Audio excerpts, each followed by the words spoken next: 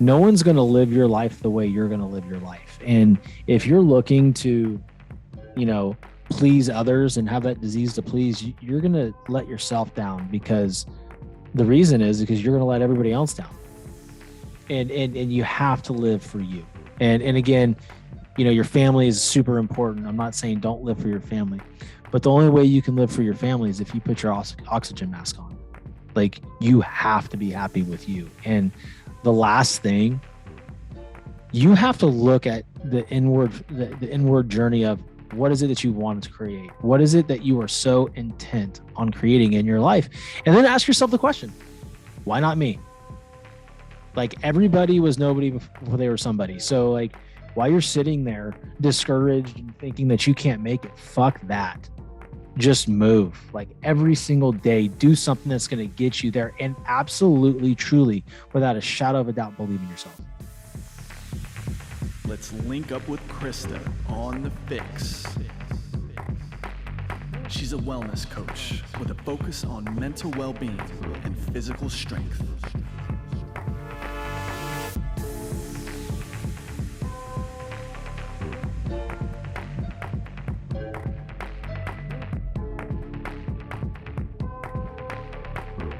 What's going on, FYX listeners? Welcome to episode 61 of the FYX Podcast. I'm your host, Krista Huber, and I am so thrilled to be introducing today's guest. That is Shawn French. He's a former college athlete, still considers himself an athlete today, and we get into exactly why, as a mindset coach, how he's just completely transformed his life over the course of the last 2 years, and has done exactly that by learning to live in his purpose and unapologetically being himself. I've had other listeners and guests on the show who have talked to me about just the power of like really owning exactly who you are. And I'm excited to be able to bring another fascinating, inspiring, and motivating individual to the FYX.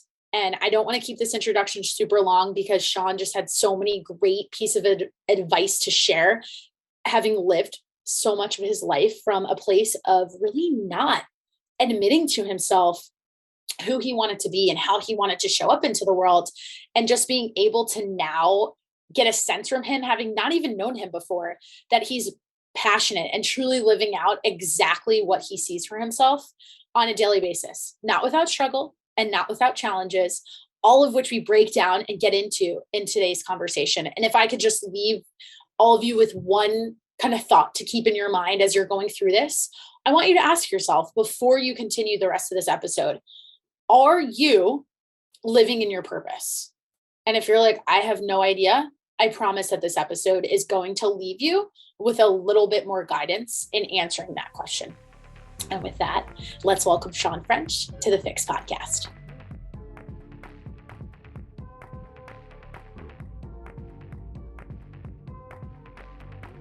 The first question I'm going to ask you is, who is Shawn, but more specifically, why should we care about what he has to say? And that is going to build the rest of the conversation. So no pressure.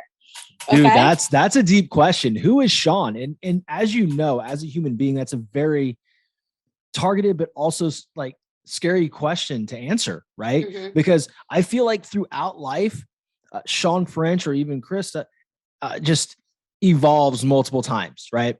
So who I am is I am a husband. I'm a father of 3 beautiful children. I have 2 fur babies. And my main purpose in life is to create something so amazing for my family and to impact millions and millions of people. More than that, I'm a man who cares about his neighbor. I'm a man who cares about the people at the local Target. I shoulder so much care for people all around the world because I know what it's like to wake up every single day and not be on my purpose. And for me, finding my purpose was the most important thing, which was helping people. So I'm just a dude that's been through it all. I've been through disappointment. I've been through adversity. I've been through a ton of wins.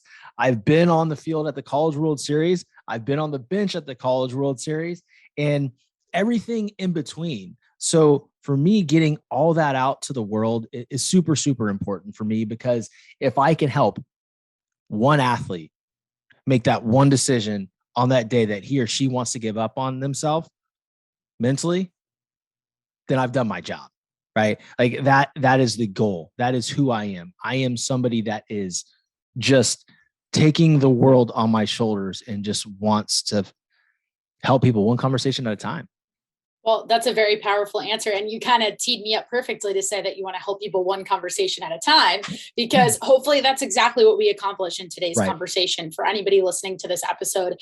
And again, I really appreciate you taking the time to jump on with me. I say this often with a lot of my guests, but just in kind of reflecting myself on the podcasting experience and what I get out of it as a host is just the way that you're able to connect with so many different people, and the fact that you and I would have never crossed paths otherwise. And I think that's really special. I think that's something that, for as tough as this work can be, and a lot of people have no idea what goes on behind the scenes in producing a podcast, but it's the most rewarding part. And I think you nailed it in describing the part that I relate to the most as someone who's been on the journey of really trying to figure out, like, what the F do I want to do with my life and where should I be, more so in the last 2 years than ever. I'm really excited to dig a little deeper into that and just hear your story and how you got to where you are today to be able to make that realization and use that type of verbiage to describe who you are. So I think that's amazing. And that's setting us up for such a fantastic episode. And I appreciate you for all Hell that. yeah, But dude. before we get into it, we're keeping it light for just one more second. And as you know, I am a huge fan of coffee. Love it. I was very excited because I am producing today in a different setting than usual. I found a new coffee shop that is around the corner from where I'm at right now. It's some of the best coffee that I've had in a very long time. So I'm pumped. We got the caffeine juice flowing. You told me you got yours flowing. So now I have to know, Shawn, what is your go-to coffee order? What are you sipping on when you set that? It sounds like you set a pretty early alarm for what you've told me before we hit the record button. So what are you using to get going for the day? Dude, okay, so have you heard of Pete's Coffee? Yes, I have heard of Pete's Dude, Coffee. so Major Dickinson's blend is the freaking jam. Okay. Right? I don't typically like my coffee sugary. I will put a little Me bit neither. of creamer in it. Today is Cinnamon Toast Crunch because they didn't have peppermint Nice. mocha at Publix, because apparently there's a shortage of freaking creamer too. So Shortage of everything. dude, shortage of patience. I just want my chicken, right? Going to the meat section in our grocery stores right now is just like, what is going on? Are we rationing? Yeah. Either way, I digress. So the normal creamer wasn't on deck. So I have today Major Dickinson's blend Nice. with a splash of Cinnamon Toast Crunch creamer. Sounds delicious. I'm on a new creamer kick recently, and I shared it with a couple of clients of mine. It's a Chobani creamer. So in case you didn't know, they don't just make yogurt, they also make coffee creamer, and it's amazing. And doesn't have a bunch of shit in it. Like, it's not loaded with carrageenan and some of those other nasty chemicals that we don't want included in a lot of our food, where we can keep them out of our diet. But I've had a couple clients tell me that they couldn't find it because I found this limited edition. It's like a St. Patrick's Day one. You saw it on my stories. It literally tastes like a Thin Mint. Yes. That shit was funny. That, like, so good. Dude, like, first of all, I feel like shit now. Because I'm probably drinking all these carrageenans that you're talking about. Secondly, like, I gotta stop real quick and just say that was such a fun interaction on that story, because, like, I think you felt where I was going with it, right? Oh, totally, totally. Like I'm like the fat kid at heart. Like, I can house Thin Mints, I can house a large pizza, and feel completely bad about myself the next day.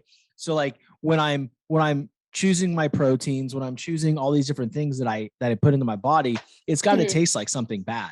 And so I had we're going to go back to that. Yeah. Okay. Wait, I need you to break that down for me a little bit more, because for my listeners who know me and know what I preach about nutrition and wellness, I'm going to couch this a little bit.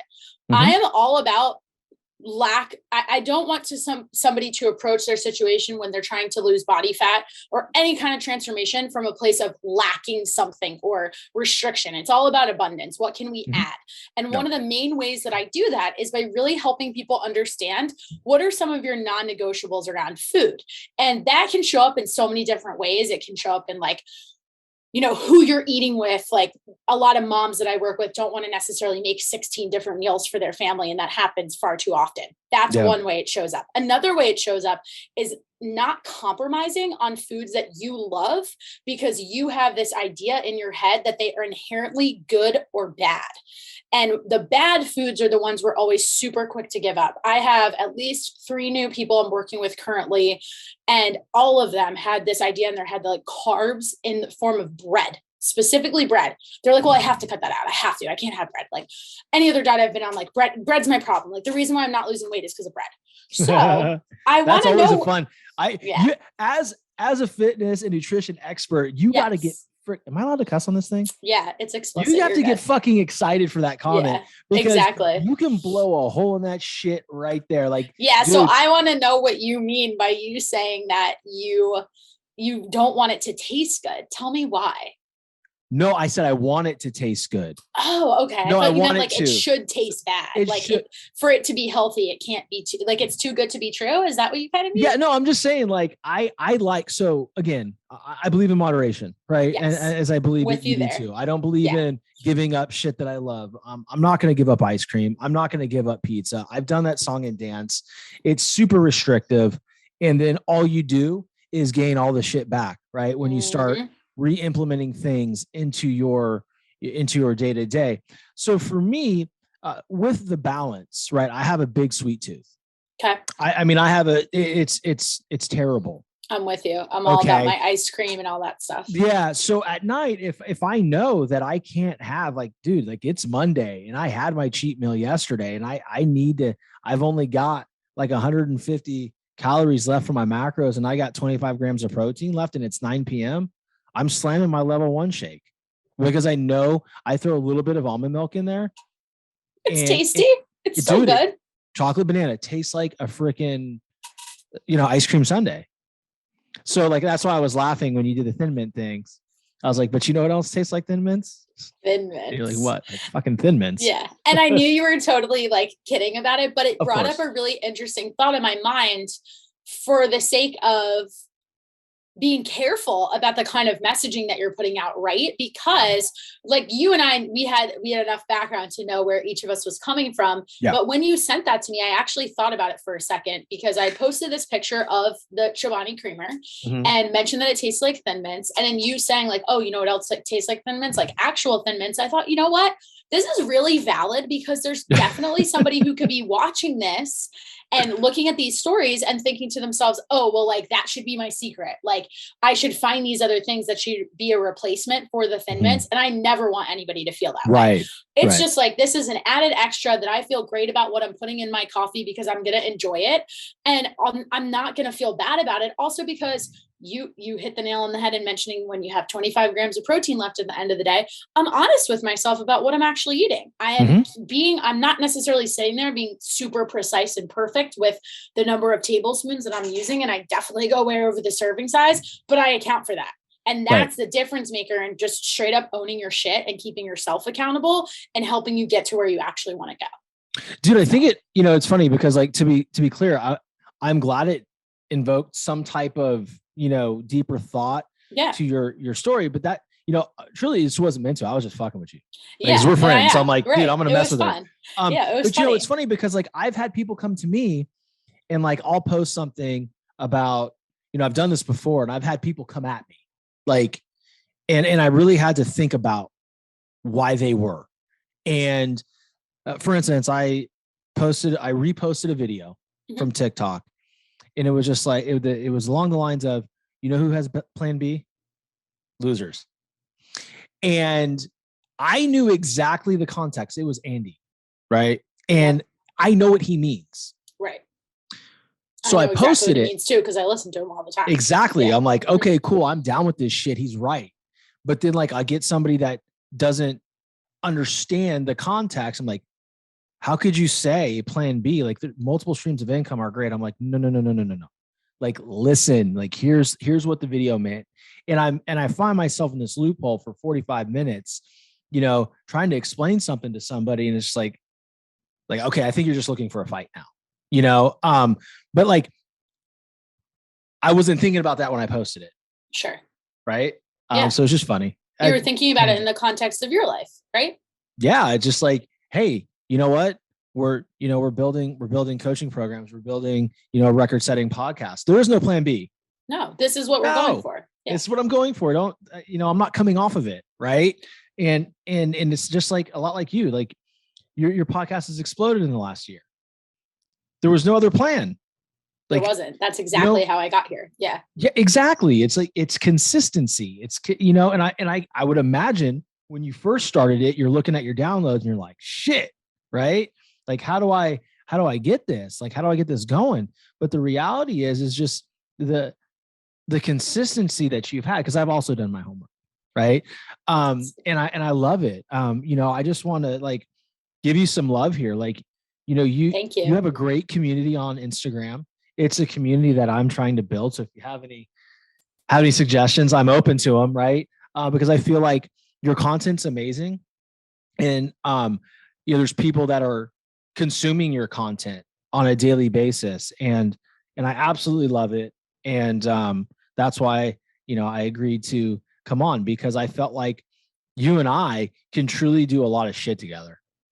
Absolutely. And like I said, that ties back to my original comment. And first of all, thank you so much for all of that. Sure. I didn't pay him to say that, you guys. Just appreciate the compliments there, Shawn. Oh, yeah. But in all seriousness, I think that ties perfectly back to what I said about one of the huge benefits of podcasting selfishly it's just been a really great way to connect with people that I would not have otherwise necessarily had a reason to reach out to. And it also makes you realize how small the world is, because when you and I first spoke on Zoom initially, before we set up this chat, we realized we knew a lot of the same people. And you live in Florida, I'm in New Jersey. We're now collaborating with a lot of the same people for different business ventures and sort of things. And I think that's really amazing. And I think that that's something that for me, in tying that even into your comment about not having a plan B and just fucking going for something and being committed to it, it's a huge reward that I got out of that.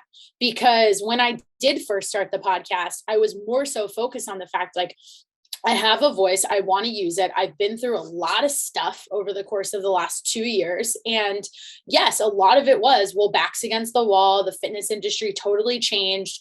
And I felt like I was kind of coming back to something that was always a passion and a calling for me, because when I was 18 years old, deciding where to go to college, I literally picked my school based off of the fact that it had a journalism program. And I would have told 18-year-old Krista would have sat here and told you that I was going to be a news anchor, and that was my path. And that was exactly what was destined for me. And honestly, I still kind of got there in a really different way, and not a way that I expected to, but I use all of those skills on a daily basis when it comes to the content I'm producing for this show, with even like my reels. And obviously that's in a more fun way, but it's still a lot of that production. And it's definitely given me a leg up on being able to do this. But more importantly, understanding the value of being consistent, putting a lot of emphasis on quality.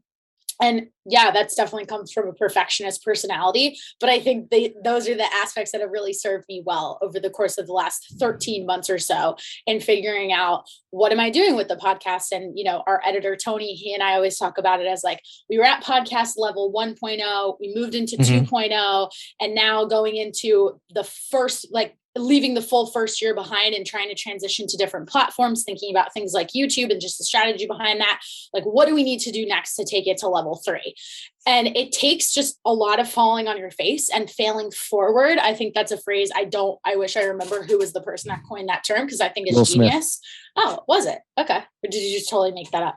No, did he talk about that in his new book? Have you read it? No. So like, I hate to stop your story. No, keep going. This is our conversation. This is amazing, because there's a lot of things that I want to go back to. But yeah, when you said fail forward, my wife sent me this video about 3 years ago, and it was like a 20-minute motivational YouTube video. Okay. And I was selling payroll and HR at the time, so I had nothing but time getting in I had a Tahoe at the time. I'm driving around and, knocking on doors. It was miserable. But this video was so amazing, because it was a hodgepodge or a montage of all these different famous people. Will Smith. Okay. Like different motivational Thomas, speeches or comments Justin they've given. Timberlake. It was ridiculous. So the first 8 minutes were freaking unreal. Like, and Will Smith said, fail early, fail often, fail forward. And so for me, when I hear fail forward, I always think of right back to that video. I'll find it for you and I'll send it to you. You have to send it to me. That's super a core impactful memory of yours over there. Yeah, super impactful. I digress, but like I want to address something because I think it's really, really cool what you talked about the small world of podcasting. You know, this was something a year ago that I started and it was a hobby, and I would, you know, vent on my phone by myself after the gym or, you know, somewhere, right? I didn't feel like I didn't have the podcast space or whatnot. That's a separate story. We can get into that later on in this episode. But when I decided to go all in on myself and just truly fucking double down on me and reach out to Dom Fusco. So thank you, Dom. You're getting a fucking shout out. To introduce me to our boy Anthony. And right then I realized how small of a world it really, really was. And how amazing it is, because even though you and I don't speak every day, I know if I needed you, you're there. And vice versa. Like this community, we all understand how hard it is. We all understand how hard it is to have a big fucking name on your show and sit there like 2 minutes before I'm like, don't fuck this up. Yeah. Like, you know, and what I realized is like my most favorite episode I've done was the last one that I dropped with DJ. Mm-hmm. Have you listened to that yet? I have only listened to the clip. So I got a little taste of it, but I'm very excited because as I've shared with you, I feel like I haven't really talked about this too much on this show, but we've already referenced them twice. So I'll give the context. I'm a really big fan of Andy Frisella, the First Form brand, what he's been able to build.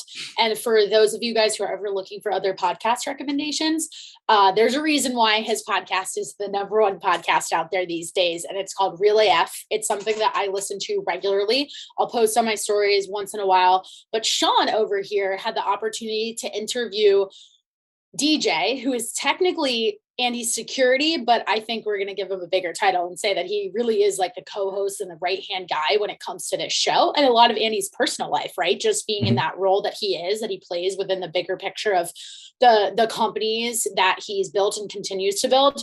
And so it's kind of one of those things where like you have a mutual podcast interest with somebody and you know that you're very much on the same wavelength in how you think. It was super amazing. And it's so funny because I've had multiple interactions with DJ over the last year, and it was really incredible having him on because it was the most free conversation. No pressure. I didn't feel any sort of way about it, but excited and enthusiastic. And, you know, he shared a lot on that show that nobody really knows about him.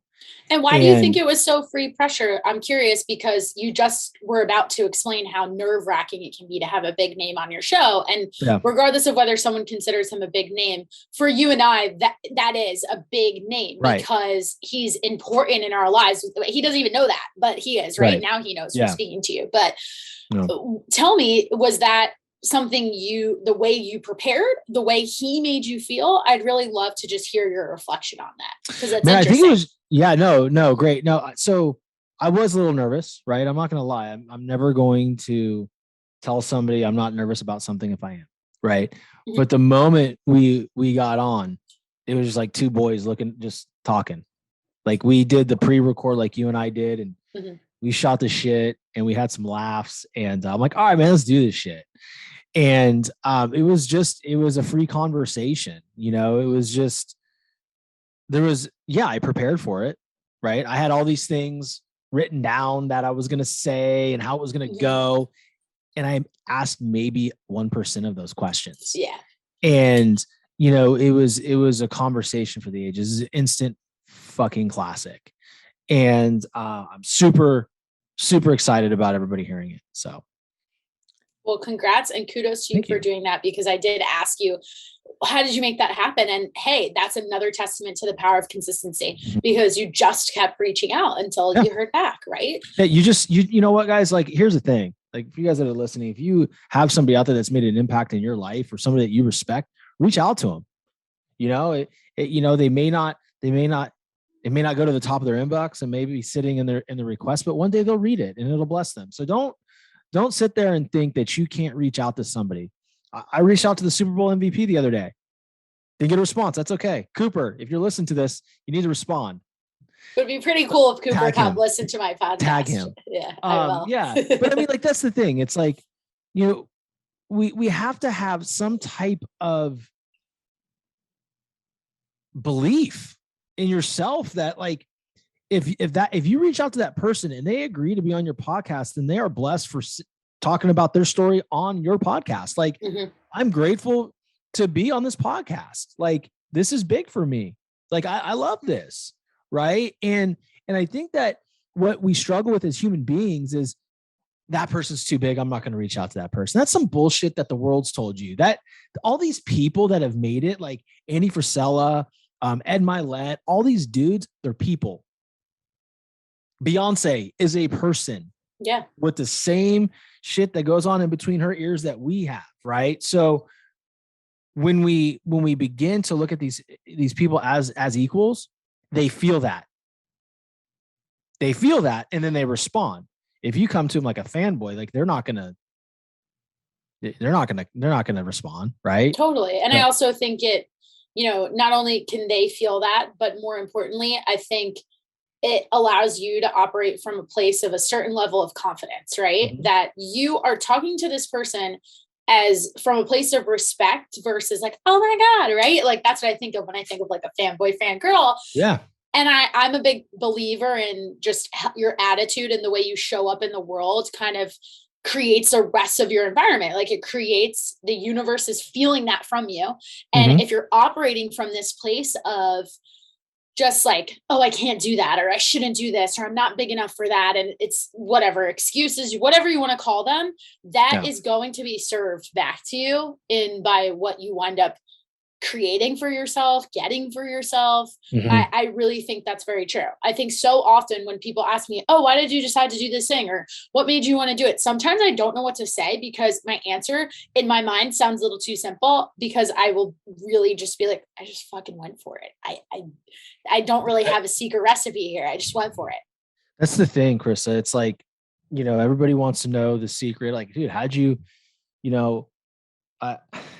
I've gotten a lot of messages, like literally, like, dude, and people that I didn't even know were paying attention, right? Yes. Or just like, bro, how'd you pull that one off? Like, he's so big. It's like, dude, I just asked.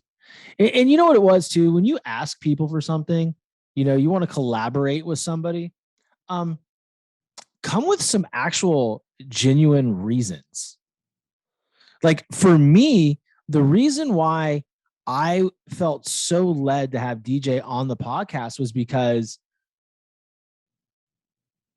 dude, his life drastically changed within 2 years. Yeah. Like, and they've only really, and as somebody who is a big fan of their show, they don't really get into that too much. So you kind of have to piece that together. There was like maybe one episode recently where it made me start to wonder a little bit more about his personal life, because they did share the backstory on how he became a part of the company and how he actually wound up sitting down in the recording studio for the podcast. And my ears kind of perked up, because as a storyteller, I love hearing those types of stories. And then to tie it back to what you stand for in terms of your coaching, and then therefore the messaging that you're trying to get out on your show, Shawn, it to me, it makes perfect sense. And, I would actually like to use that as kind of a segue. I knew we were going to get right into a lot of great mindset and pieces of advice for the listeners here.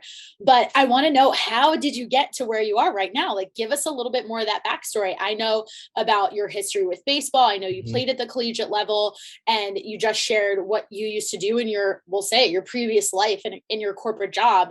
But what did that journey look like for you? Because obviously you connected to DJ's story in some way, just in what you just shared and saying, hey, his life drastically changed in the last 2 years. There's something there that speaks to you. So what is it? I think for me, how I ended up here was just truly connecting with who the hell I am. Right. I mean, and again, and this is going to be an unpopular statement. And I want to preface it with, I don't mean this to be insensitive. I don't mean this to be any type of way of, please just take it for what it's worth, people that are listening. the pandemic for me changed my life. It allowed me to truly see that how I was operating on an everyday basis wasn't who I wanted to be. I wasn't eating the way I wanted to eat. I wasn't training the way I should have been training. I wasn't attacking life. If my life was that ended, during or prior? Like right I was in Colorado when the world caught on fire. I was at a training for corporate. They flew us home, and like literally 2 weeks later, I was actually about a week later, I walked up the steps and I was super out of breath. Okay. And so what I did is I, went on a 30-day crash thing, right? Like 30 days of healthy living, dropped about 15 pounds, just looked like a skinnier, flabbier version of myself. Like nothing, you know how that is, right? When you deplete yourself, you don't build lean muscle tissue. Yeah. You look like shit anyway. You Not just the way I'd encourage anybody to do it. Exactly. So then I gained all the way back, and I went on vacation with my family, my wife and my 3 kids. We went to Siesta Key that July. So it was honestly July 17th of 2020. Was it 2021 or 2022? 2020. Okay. 2020. Yeah, 2020. Yeah, 2020. Sorry. You're good. Yeah, so I don't know what year it is. We're coming up on the 2-year mark of all of this. So your timing man. of sharing this story is actually kind of perfect. So keep going. So, yeah. So, we go to Siesta Key, and we're staying at a house, like a little, villa, like a quarter mile from the beach. And we go to the beach every day, and I'm just like super insecure, taking my shirt off. I'm miserable, feel like shit, go back to the house. It rains, we eat, we drink, wake up in the morning, I do it all over again. Right. And that day, the day that we left to come back to Fort Myers was July 19th. And I looked at my wife and I said, I need to do something. Like something is not right. I'm not feeling myself. I feel like I need to, hire a personal trainer or do a program. And she's like, well, I'm sure it'll come to you. Like you'll figure it out. We get home that day. I'm laying in bed where we're just kind of, unwinding with the family, watching TV, and I'm scrolling through Instagram, and I see this, here he comes again, this advertisement from Andy Frisella on 75 Hard. Okay. I'm like, what's this? And I look at it. I'm like, gallon of water, easy. No cheat meals for 75 days. All right, that's a stretch. No alcohol. Okay, whatever. Who gives a shit? 2 workouts a day. 1 has to be outside. Read 10 pages. I'm like, what have I eaten today? I was like, oh, I just had a shake, a protein shake. I'm like, that's not a cheat. Cool. Day 1 right now. So I did 75 hard the first time through. No frills, no nothing. Just powered through it. Went from about 220 pounds to 180 pounds. And what I learned along that way was I was extremely conflicted inside. And this whole long story is to say, to get to the launch pad of the question was, where did I come from and how did I get here? That's when I realized I was meant to do something so much more. And it got so bad in the energy of knowing that my purpose was so much greater than what I'm currently doing just in life was so heavy. Like I couldn't listen to podcasts anymore. I had to do a podcast detox for like 2 weeks and literally just try to connect with myself. And then all of a sudden this shit popped, right? I'm driving down the street one day and it's just like, all of a sudden, like I say this, but like my brain exploded. I was just sitting with myself, just thinking what I could do. I'm like, dude, I'm going to speak all over the world. Like I'm going to be on stage with these big dudes. Like I'm going to be the keynote. I'm going to be the guy. Like I'm tired of, I'm not going to do this whole ask for a seat at somebody else's table. I'm going to make my own fucking table right now. And that's what you're witnessing. That's that everybody's seeing right now is me building my own table. And that's how I got there, through beating the shit out of myself physically. Because that is my meditation. I didn't know that you did 75 hard because I did it too. So multiple times. I'm very excited to talk to you about this. Multiple times. Yeah. So I want to keep going on this track because I think that it's kind of like what I was alluding to before, and people asking like, oh, how did you do that? I just went for it. Mm-hmm. Let's dig a little deeper there. If somebody is listening to this, right? Mm-hmm. And, they maybe like you, they have a family to support. And a lot of times they can come up with different reasons as to why, like, oh, this isn't the right time for me to do this. Like, I can't have this physical, emotional, mental transformation or make this massive change in my life. What did you, outside of 75 Hard, after you had that moment in your car where you were like, my brain just exploded and I knew what I wanted to do, what did you do first? After that thought, what was the very next step that you took?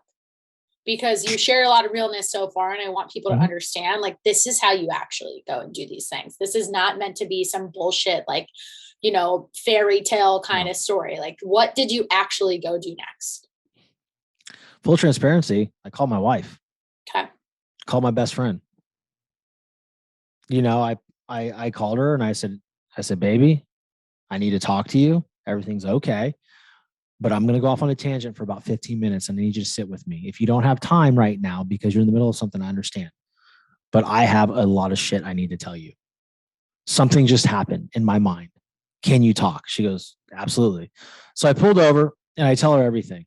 And I told her I see a podcast. I've always wanted to start a podcast. I told her that I'm going to be on stage one day, and I'm going to be the keynote speaker of big conferences. I'm going to be the guy that everybody seeks out because I'm going to be the one to help them understand that they are more in life, that they have more inside them that they absolutely think they do.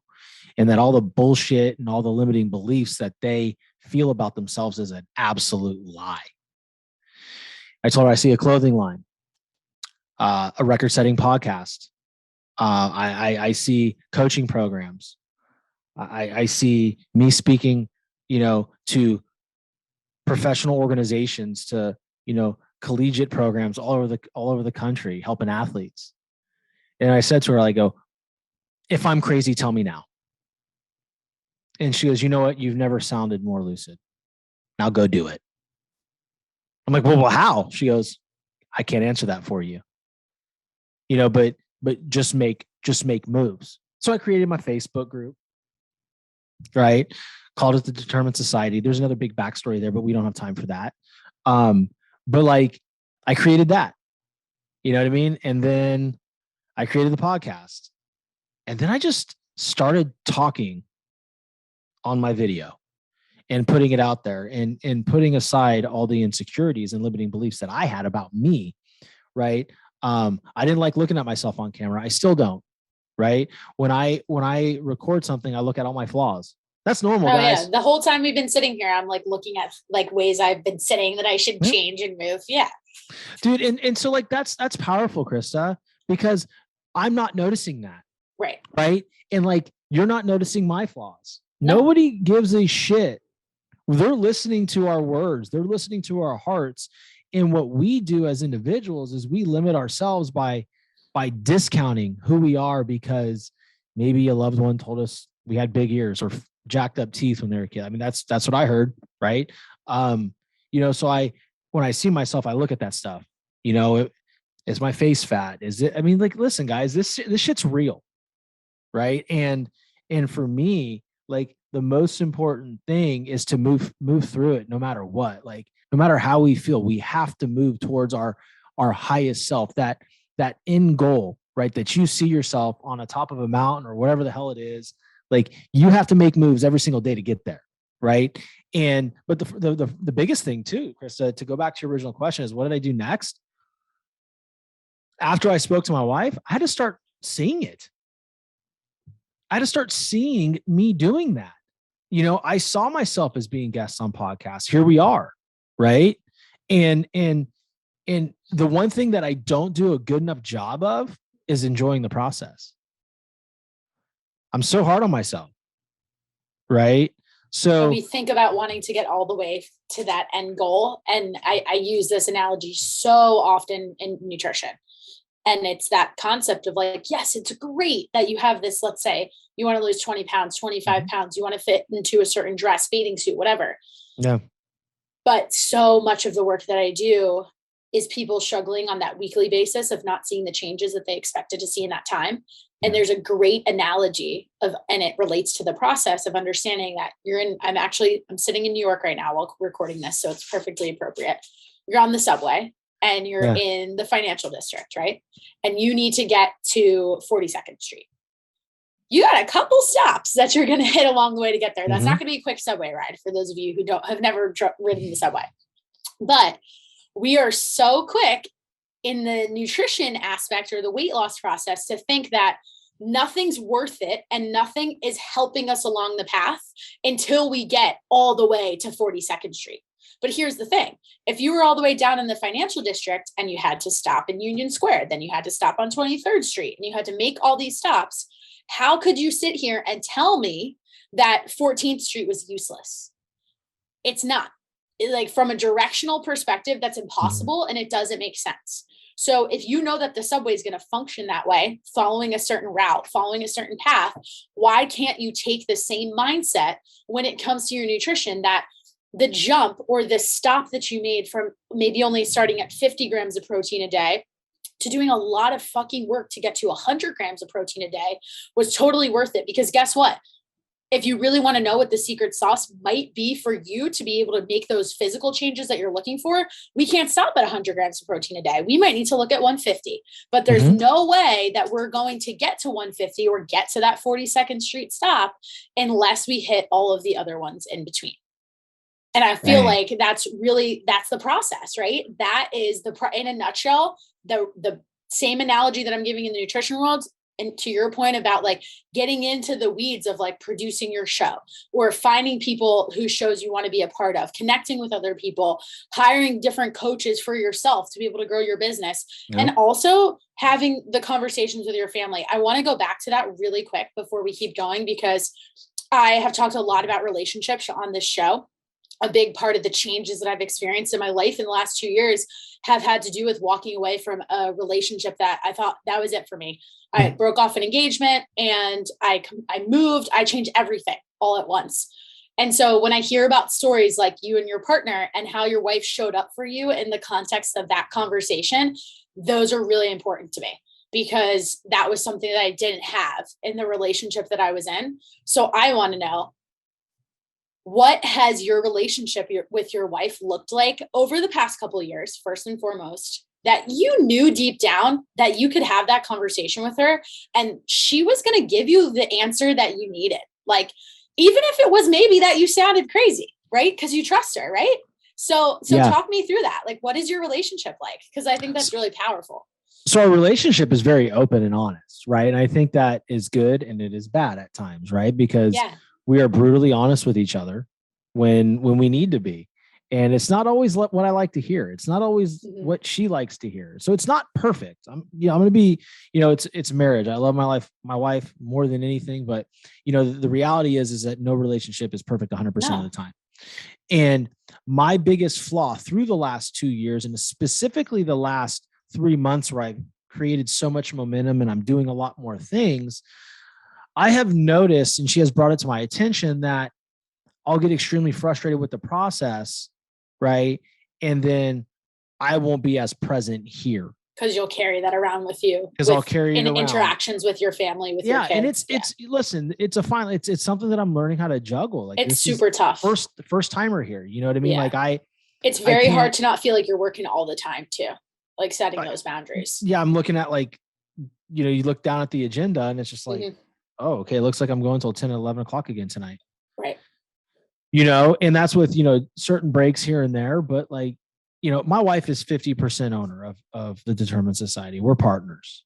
And, that's something that, I want to grow this with her. But I mean, how my relationship is just like any other relationship, right? It's back and forth, right? It's ups and downs. And that's not saying anything bad, but what it's saying is it's just saying like nothing is ever perfect in our lives.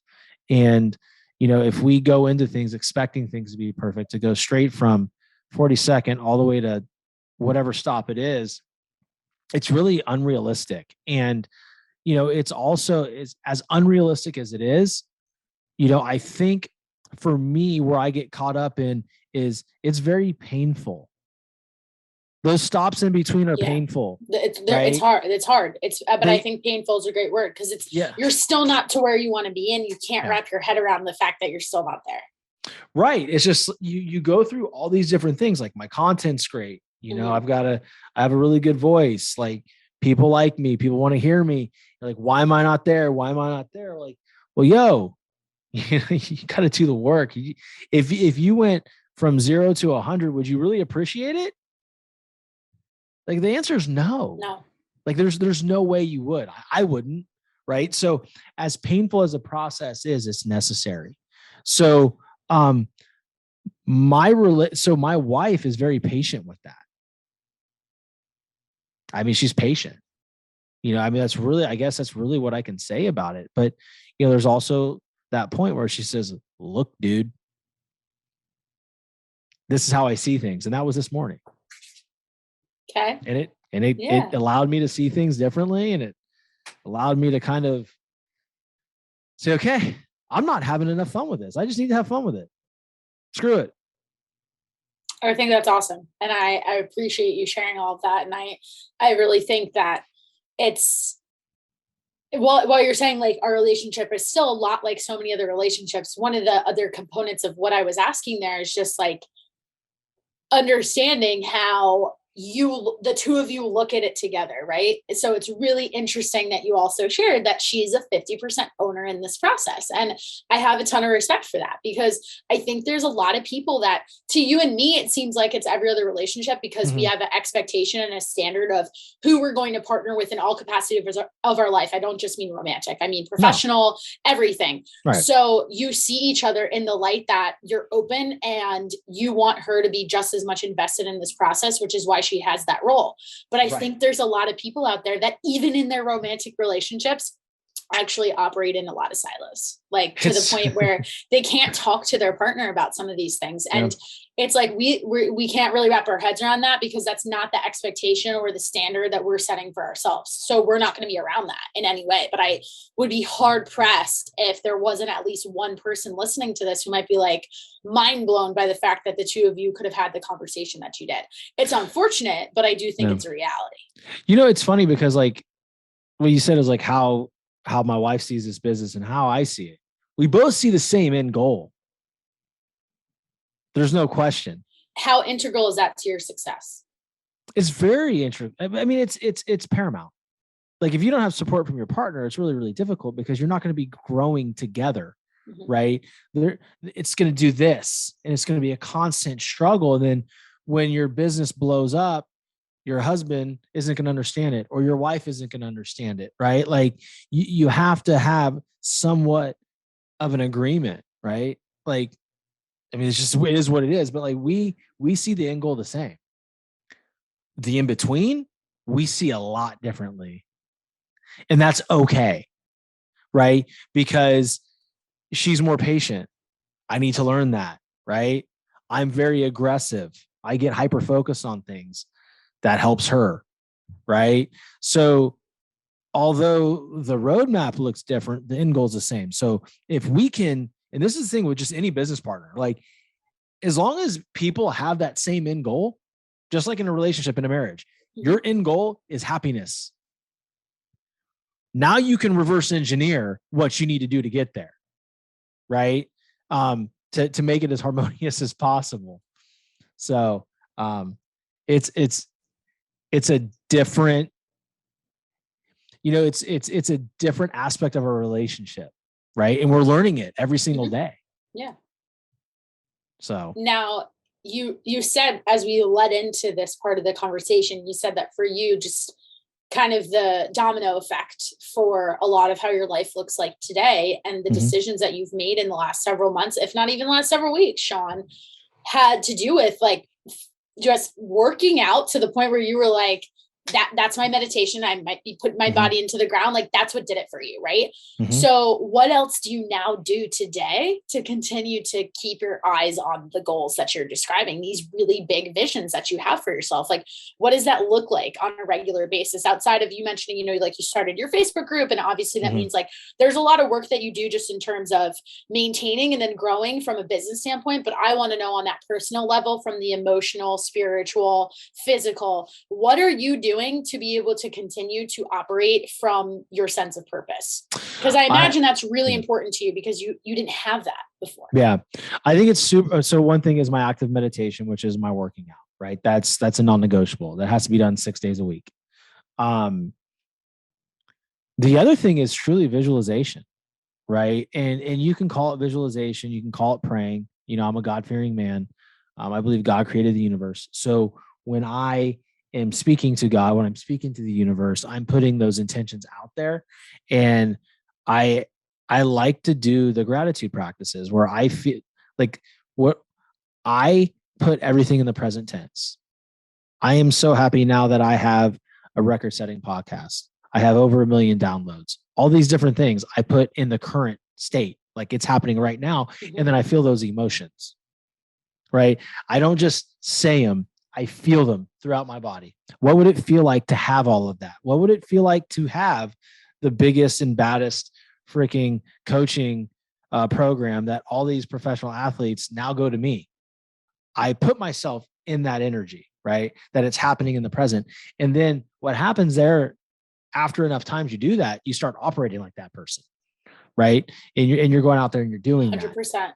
So it's meditation, it's prayer, it is visualization, it is constant accountability to myself. And the biggest thing is if I say I'm going to do something, I'm going to fucking do it. And guys, I don't mean like if I say I'm going to build something, I'm going to build it. If I say I'm going to wake up at 4, I'm going to wake up at 4. Because that's what I told myself, right? So being in integrity with my word is the most important thing. And my biggest advice to people that are listening to this and thinking about starting something, like if you can keep your word to yourself and do what you said you're going to do, you're going to go a long way. Because there's not a whole lot of people that will do that. No, there's not. And you bring up something important though, that I'm not sure you did intentionally, but I'm going to highlight it in making the comparison between saying you're going to build something, which is kind of vague, right? Intentionally, probably. But then also showing the comparison to, if I say I'm going to wake up at 4 a.m., I'm going to wake up at 4 a.m. That's what it takes to build something, right? And I want to know what your perspective is on the idea of trying to start with something smaller, like the practice of waking up at 4 a.m. and committing to that, to show yourself the consistency, but also obviously build the hours into your day to do what you have to do. Yeah, I think it's different. Yeah. Like Sorry, go ahead. I was just going to say, talk me through that, because what I'm hearing from that is, and what I think of is when I talk a lot about habits on this show and with the people I work with, and how if our goal is just this big goal, right? Like you have this big rock that you're trying to break through of the physical transformation. And most of the examples that I witness every day, can we parse that down a little bit and really focus on the lowest hanging fruit, or start really small? Like it's the classic case of the Atomic Habits example with James Clear. It's one of the best books ever, and it applies to everything in life. But it's like, if he always goes to, for the fitness analogy, if you want to run a marathon, don't make the goal that you're going to get outside and run 5 miles. It's actually as simple as just leaving your shoes by the front door. So that's what I'm hearing when you talked through that. And I want to know if that was on purpose. No, it's awesome. So like, here's the thing, it's different for everybody. I have 3 kids. I have to wake up at 4 a.m. Yeah. Do I like to wake up at 4 a.m.? Nope. I hate it. I hate it. Hard. It sucks. I feel like by the time I get home and do the kids' lunches and breakfast and take them to school, I've already lived a whole day. Right. But the thing is you have to know exactly what it's going to take in your life and how you need to schedule and block shit off in order to achieve that goal. And if you can sit there and say, okay, well, I'm going to wake up at 6 a.m. and go do my workout, then dude, go wake up at 6 a.m. and do your workout. But for God's sakes, don't make a fucking excuse that it's too cold outside. Don't make it. You have to do it. Yeah. Just get up and do it. Like, and I know it turns a lot of people off, but that's fine. We're just not the same. Like, it's okay. I've lost friendships over it. That's cool. Like whatever. Right. But like when you say you're going to do something, just do it, because like you said, it's stacking habits. I call it stacking dubs, right? I created a win book, and all my clients get this win book. Alarm set for 5 a.m. You wake up. Yep. Write a W. Did you go to the gym or did you run? Did you say what you're going to do? Did you go out for a walk? What did you do? Yes, I did. Write a W. Throughout the day, you stacking up W's, you have the evidence that you're a freaking winner. And that's what it takes. That is repetition every single day. So that's all it is. That is literally all it is. Starting small and keeping the littlest of word to yourself and to your family and to your friends. If you say you're going to do something, do it. And in addition, starting small, the thing I always love to say to people is, how about we guarantee your success? Let's make it so failure proof that you're going to do it. And I often use that in the context of somebody who has like a really lofty nutrition goal, where often I'm trying to get them to eat more food, and that's uncomfortable for them because it's a really different outlook than any other messaging they've ever received. It sounds totally counterintuitive. And what I always say to them is like, if I'm telling you that you need to get X amount of protein, how about we focus on the commitment to plan your whole day in advance? Because if you plan your whole day in advance the night before, you put everything in your tracker, how could you sit here and tell me that you're not going to hit your macros every single day? You literally couldn't. It would be because you didn't try in that moment. The beautiful thing is you haven't eaten anything yet, so you can change it, which is really cool. And that's how you learn how to be flexible too. Exactly. You can write it out the night before, log your food, and then if something changes, swipe left. Right. And then add something new. Yeah. And it's all information, right? And that's the thing that we got to look at feedback as neutral. The moment we look at feedback as positive or negative, we go off track, right? Let's think of feedback as neutral, like period. And you take the emotion out of the outcome, right? And that's how you're able to every single day, make small movements towards your goal, right? Everything that we do, everything that we're doing right now is supporting our end goal. And if you can sit there at the end of the day, say that, okay, most of the tasks that I did, most of the activities that I did was serving my ultimate purpose. How can you go wrong? Can't. Yeah. I mean, it doesn't make any sense. You can't. If you're living on purpose, right? Meaning you are every single day on purpose to what you want to do, what you feel your purpose is, like that's doing something. And it's scary. And it's scary, but I want to push you on that point a little bit further about living your purpose, because you said at the very beginning of this show, and why we should care about what Shawn has to say, is that your purpose is helping people. And somebody could sit here and argue with you, well, that's pretty broad. So couldn't you argue that in your time in corporate America selling HR and payroll services, you were helping people in some capacity? Yeah, you very well could. Absolutely. So I want to push you further in helping our listeners understand, what was your playbook? Not to say that this is going to work for them, but talk to me a little bit more about some of the tools that you use to be able to figure out what your purpose actually was. Because it's not like you just woke up one morning. I mean, even using the 75 hard example, it took you those 75 plus days to get uncomfortable enough to finally make the change. So you and I both know that you not living out your purpose, that was going on maybe in your subconscious for a long time. Yeah. So I would challenge that. Like, and what I mean by that is we know what our purpose is. We're just fucking scared to say it. Yep. So for you, like, what did it take? Just to say, fuck it. Fuck it. Like, this is coming up, right? Like, this is coming up again. It is 2021. And this is shit that I was thinking about in 2006. This is obviously who I am. Okay. You finally admitted that to yourself. I admitted it. I just said, okay, I got comfortable with being uncomfortable. The fact that I'm going to put this shit out in the world and people can laugh. They can hop on board. They can hop off my train, whatever the hell they want to do. But I'm not going to sit here and not live out who the hell I am. I'm going to be real and authentic. Like, take it or leave it. You can like me or hate me, but this is who I am.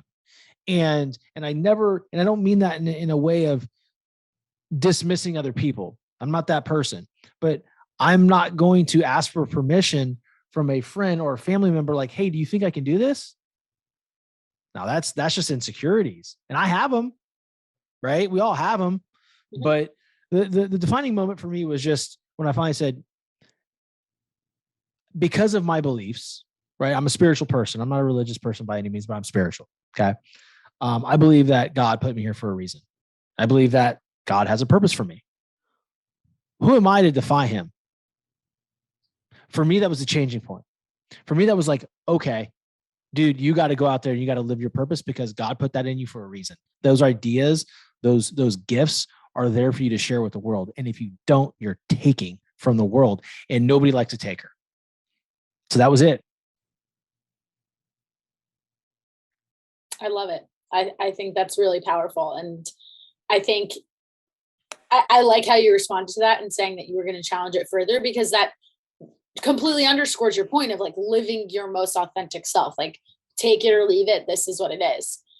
And I also want to know how this all ties back to your collegiate athlete days and your childhood, even with baseball, because we've kind of left that part of the story out. I know that that's where you came from, but I want to use that to give us that little bit of additional context. Like, let's zoom out a little bit further and take me back to college, Shawn, or maybe even younger than that, because obviously you've been playing baseball since you were a little kid, right? If you wound up on the trajectory that you were. So give the listener the rest of that story in terms of how is that now showing up in the type of coaching you're doing? Because correct me if I'm wrong, but I think a lot of the principles and the values that you have and the way that you show up on a regular basis, you can attribute to being an athlete your whole life.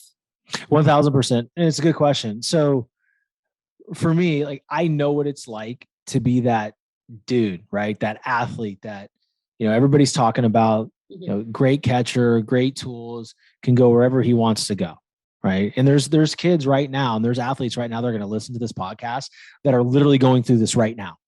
And all they're doing is they're preparing their bodies, right? They're eating good food. They're training their ass off 5-6 days a week. They're running, they're doing their sprint work, all their intervals, all their shit to make them as explosive and strong as possible. Right.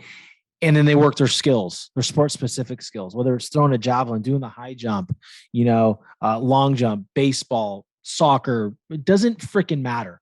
All the energy is spent on building your physical base. Nobody sits there in the off season and works on their mind. I'm getting super passionate about this because I was at catcher. I was that catcher that went to LSU, got stopped at a Burger King on the way there, and everybody in the Burger King in Texas knew who the hell I was. Right. But you know what I wasn't prepared for? I wasn't prepared for the mental aspect. Weak things break. I hate to tell you this, right? If there is a disconnect in the body, if the chain is off, there's going to be a link that breaks. Your mind is no fucking different. So my thing is educating the young athletes that are in high school, college, and even professional athletes. Like, if you don't address this right here, that space, that 6 inches in between your ears, you are never going to make it to the NBA. You aren't going to make it from AA to the big leagues, right? You're not going to ever play in the World Cup or be in the Olympics to swim because your mind isn't right.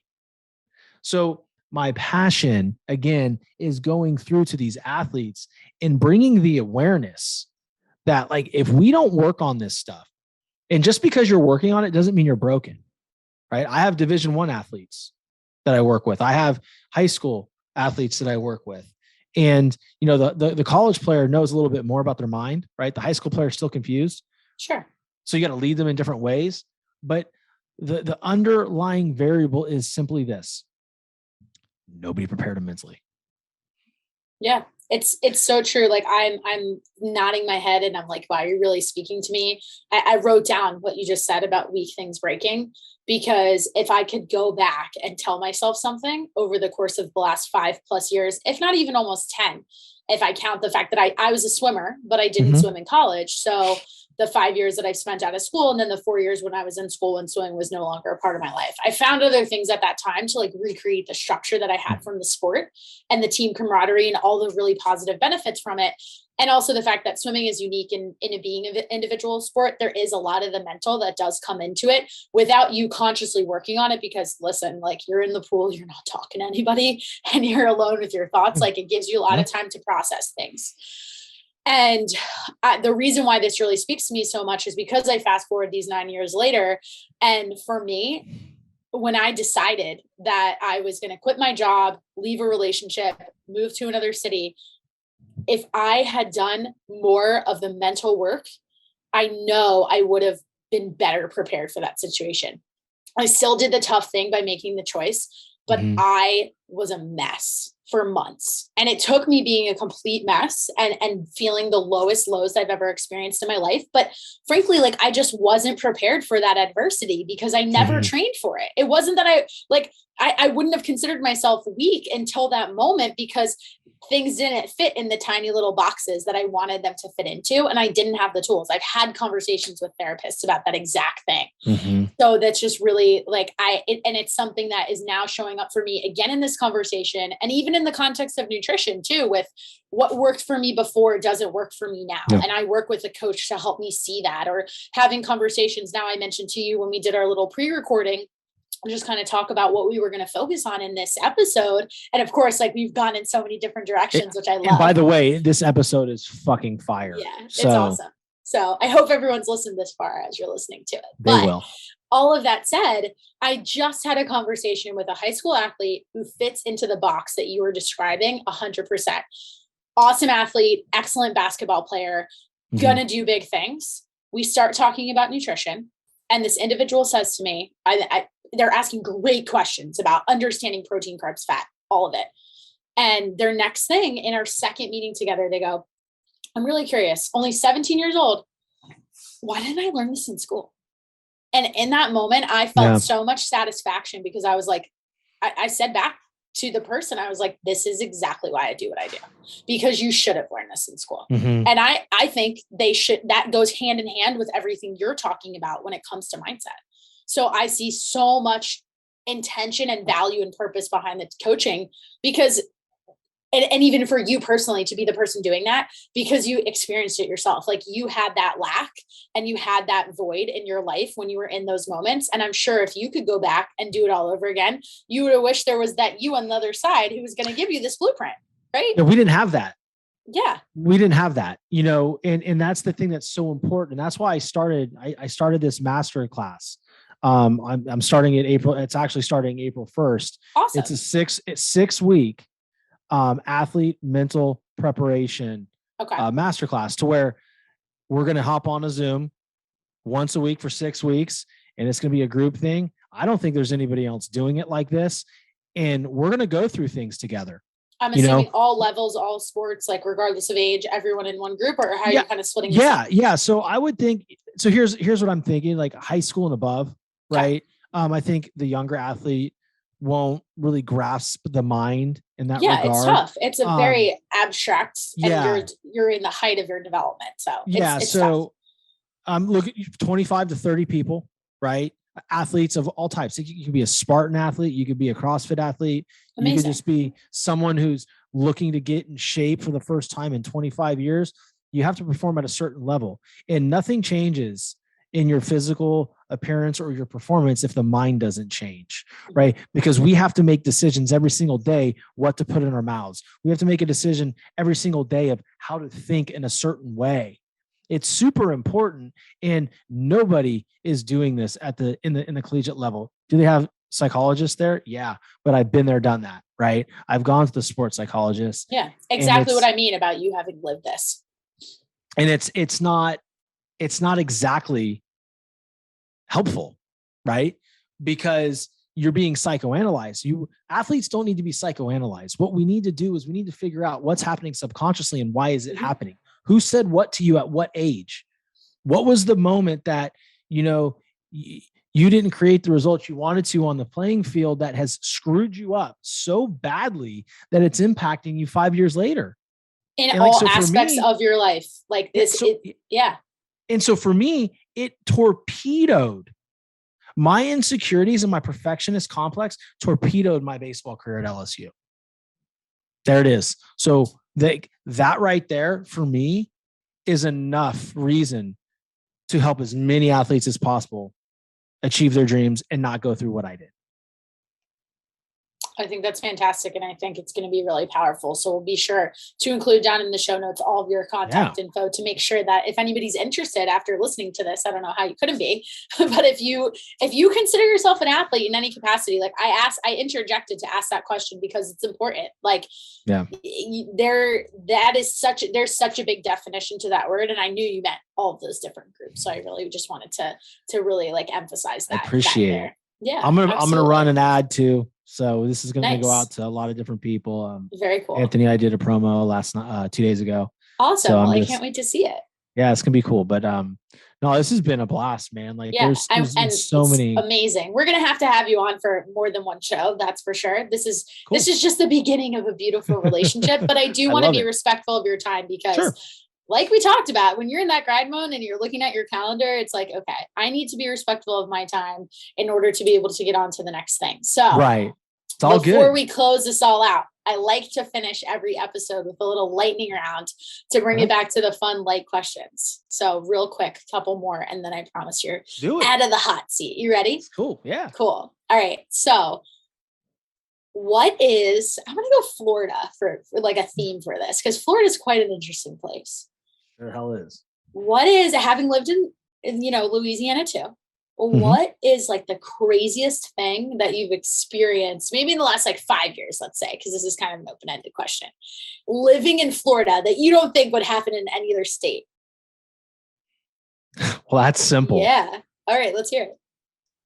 Dude, alligators everywhere. Like they're freaking, like they'll show up in your front yard. They'll show up in your lanai, which is like your back deal, like your little backyard area. Yeah. I mean, it's just everywhere. Like literally it is the craziest thing that I've ever seen. Like I have in our little HOA here, we have a dude that his business is, he's an alligator catcher. No it's just way. Like, I guess it could happen in Louisiana and other places. Yeah, that's too, true. but, It could. But yeah, I mean, I just to keep it light and fun, like dude, it's the alligators. Oh, and this is the one that I love so much, and I say that with a ton of sarcasm. Is fucking hurricane season. It's like literally every hurricane season, Southwest Florida is going to take a huge hit. You guys are going to get smoked. Everybody freak out. And like everybody sells out of gas. All the water is gone. And then like a lawn chair isn't even blown over sometimes. Fine. So yeah, it's a very unique place. So yeah, that I could relate to the latter with having lived in Charlotte, and like when it snows, people freak out. It's so funny. Yeah, it's like Jesus. Yeah, I know. Like we're gonna be. But I'm scared of hurricanes, so I get it. Like I hear you. I haul ass. I get out of here. So you mentioned earlier that you got a sweet tooth. I want to know, if you can only eat one dessert for the rest of your life, what would it be? Only one. Ben & Jerry's double fudge brownie. Oh, that's one of my favorites. Dude, those chunks of brownie. That one and the brownie batter. What about the brownie batter core? I haven't done that yet. My only critique of it is that it's actually vanilla ice cream, which is a little bit disappointing. Because like, if you're a double fudge brownie kind of guy or girl, like you love the chocolate aspect. So that's my critique. I love the brownie chunks and the Ben & Jerry's double fudge brownie. So yeah, 100%. Done. In being someone who has clearly tracked their macros, what would you say in comparison to like that reference you made to the 30 days of healthy living kind of crash diet sort of thing? I'd really like to know, this is selfishly because that's obviously what I promote for my clients.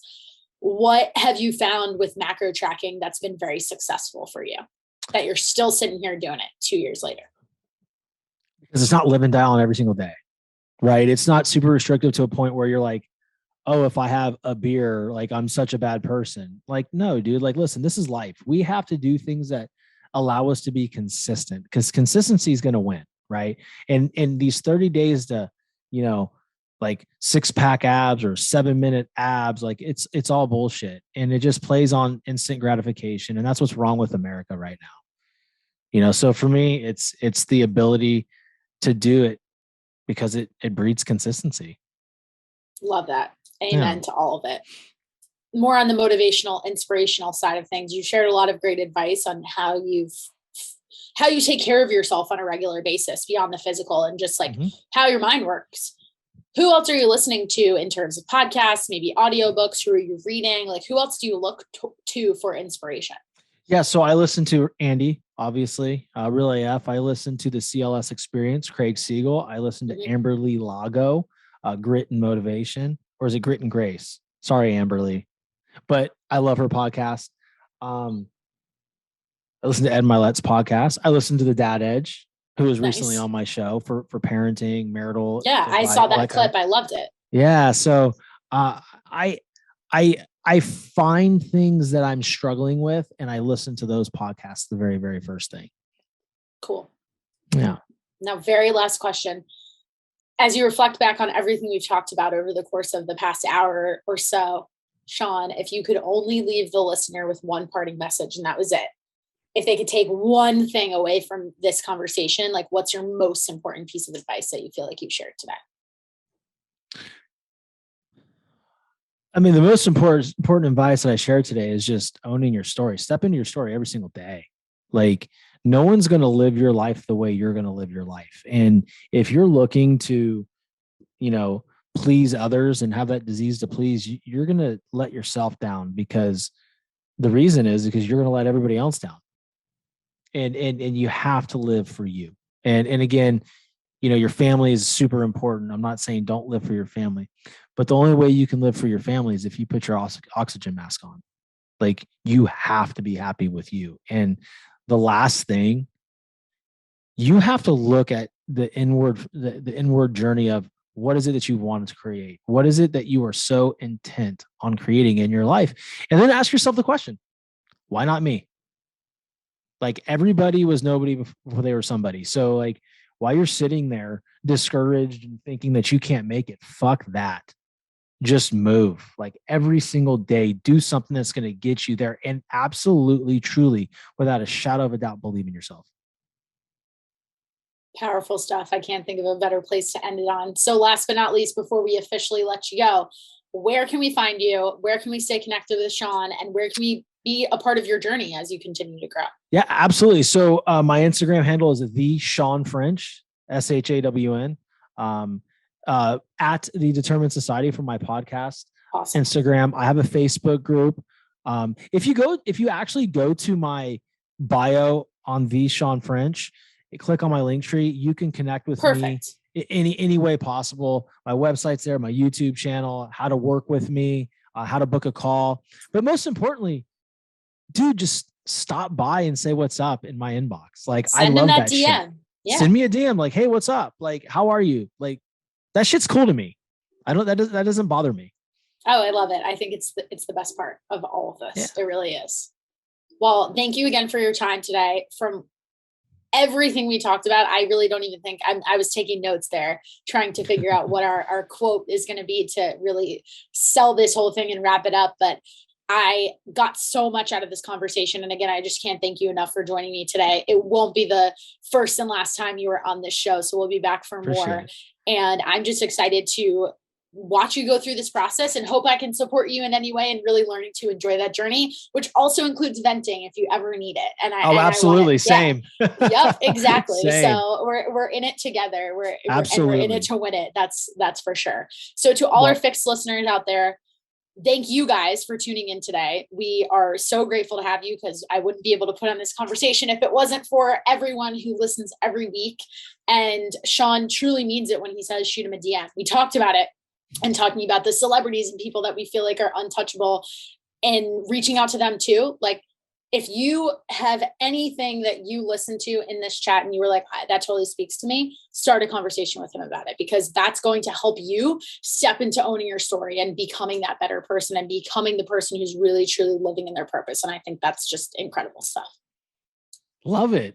Thank you so much for having me. I'm truly grateful for being able to be highlighted on your show.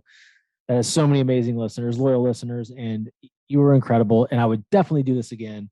And I cannot wait to have you on. Yes, we got a little podcast swap coming your guys' way. So stay tuned.